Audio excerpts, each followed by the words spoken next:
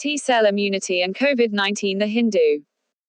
Our immune system responds to virus infections with a first-line defense called innate immunity, followed by the second line called adaptive immunity. Innate immunity is like first aid, an immediate response, not strong enough to prevent pathology if the virus is highly virulent or the inoculum infecting virus load is heavy. Innate immunity then passes the baton to adaptive immunity, which takes several days to develop and become effective. Adaptive immunity has two arms, antibodies and T-cell immunity. Antibodies are protein molecules that recognize and bind to viral antigens. Some among them tend to neutralize viruses from infecting fresh host cells. Some viruses then adopt other mechanisms to infect host cells, and that is when T-cell immunity may come to the rescue. In most viral infections, the presence of antibodies in the blood is sufficient to classify individuals as immune. But unlike them, antibodies for COVID-19 wane fairly soon. In persons with asymptomatic infections or mild COVID-19, nearly half will have no detectable antibodies after 2 months. This phenomenon of short-lived antibodies and consequent reinfection is also seen in some other respiratory tract viruses. Generally, reinfections are mild or asymptomatic, presumably due to protection afforded by T-cell immunity.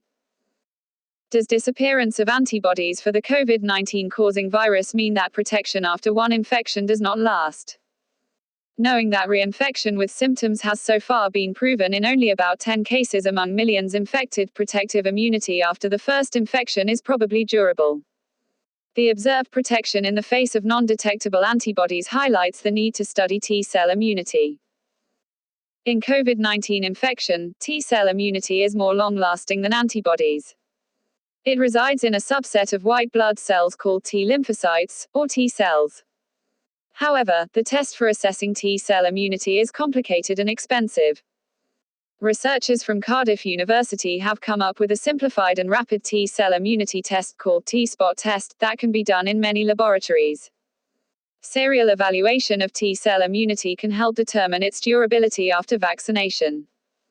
Therefore, it is no surprise that vaccine trials have started testing for T-cell immunity too. In a recent study from Karolinska Institute, there were many surprises.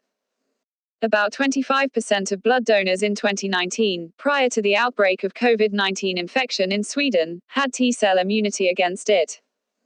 This increased to 50% in 2020 after the pandemic had entered the country. These observations imply that prior exposure to some other coronavirus S had evoked cross-reacting T-cell immunity towards the COVID-19 coronavirus. In the same study, many contacts of proven COVID-19 patients had T-cell immunity, even though antibodies were undetectable. This indicates that in those exposed to the COVID-19 virus, T-cell immunity occurs even without a detectable antibody response. The Karolinska investigators found that the immune T cells had stem cell-like characteristics, indicating their long-term survival and potential of quick multiplication. A study from Birmingham confirmed that in COVID-19, T-cell immunity is durable and lasts for more than 6 months. 4 coronaviruses causing common cold are widely prevalent in human communities. 2 of them are beta coronaviruses, the phylogenetic group to which the COVID-19 coronavirus belongs. The prevalence of cross-reacting T-cell immunity from the common cold coronaviruses is likely to vary from country to country, depending partly on population density and the frequency of recurrent viral infections of the respiratory tract.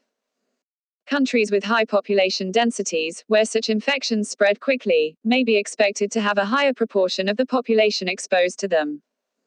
This may explain the relatively lower impact of COVID-19, in terms of number of cases and deaths per million population, in countries like India and many low-income countries. Obviously, T-cell immunity is a better and more durable marker than antibodies of past infection for this novel virus. If India's vaccination policy, when made, recommends that vaccines may be conserved for priority use for non-immune subjects, then, a rapid T-cell immunity test, such as the one developed in Cardiff, will be better than antibody tests. Therefore, developing simple and rapid assays for T-cell immunity should be a priority for Indian scientists to work on, quickly. Those with T-cell immunity may need no vaccine, or only a single dose of a 2-dose vaccine regimen. Dr. S. Seshadri retired as Professor of Medicine and Clinical Endocrinology, Christian Medical College, CMC. Dr. Jacob John retired as Professor of Clinical Virology, CMC.